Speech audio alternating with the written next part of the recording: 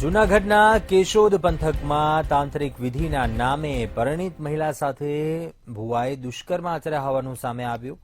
પંચાળા ગામના રણજીત પરમારે તાંત્રિક વિધિના ઓથા હેઠળ મહિલાની એકલતાનો લાભ ઉઠાવીને ઘરમાં પૂરીને માર મારીને દુષ્કર્મ આચર્યું હતું.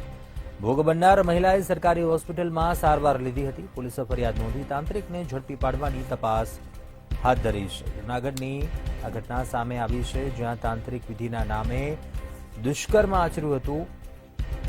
રણજીત પરમાર નામના શખ્સે પરિણીત મહિલા સાથે દુષ્કર્મ આચર્યા હોવાની ઘટના સામે આવી.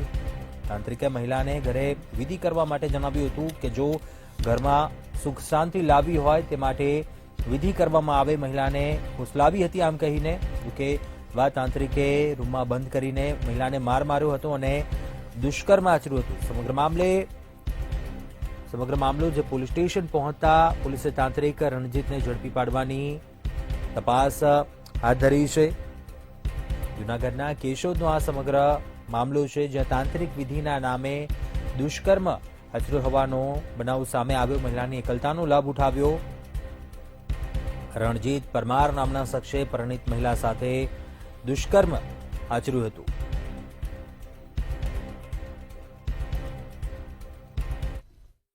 જરૂરથી આપણે જણાવી દઉં તો કે કેશોદના ગ્રામ્ય પંથકની અંદર તાંત્રિક વિધિના નામે જે પરિણીત જે મહિલા છે એ દુષ્કર્મનો ભોગ બની છે. કેશોદ તાલુકાના જે આ પંચાળા ગામની ઘટના છે. કેશોદ તાલુકાના પંચાળા ગામની જે આ મહિલા છે, જે પરિણીત મહિલા, તેના ઘરની અંદર જે સુખ શાંતિને લઈને જે આ તાંત્રિક જે વિધિ કરવામાં આવી હતી, જે આ ભુવો છે તેના દ્વારા જે એના ઘરની અંદર જે તાંત્રિક વિધિ કરવામાં આવી હતી એટલા માટે કે જે મહિલાના ઘરમાં સુખ શાંતિ થાય, પણ મહિલા સાથે જે દુષ્કર્મની ઘટના સામે આવી છે.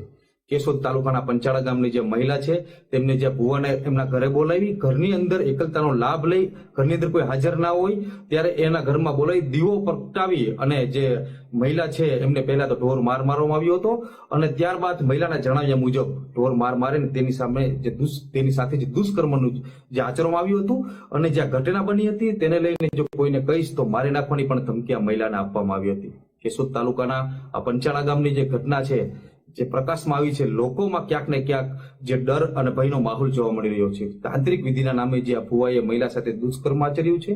મહિલા જો કોઈને જાણ કરશે તો તેને જે જાનથી મારી નાખવામાં આવશે તેવું ભુવા દ્વારા જણાવવામાં આવ્યું હતું. અને બીજી તરફ મહિલાએ ઘરની અંદર જે આગળ આવી અને પરિવારને વાત કરતા તમામ જે મામલો છે એ પ્રકાશમાં આવ્યો હતો.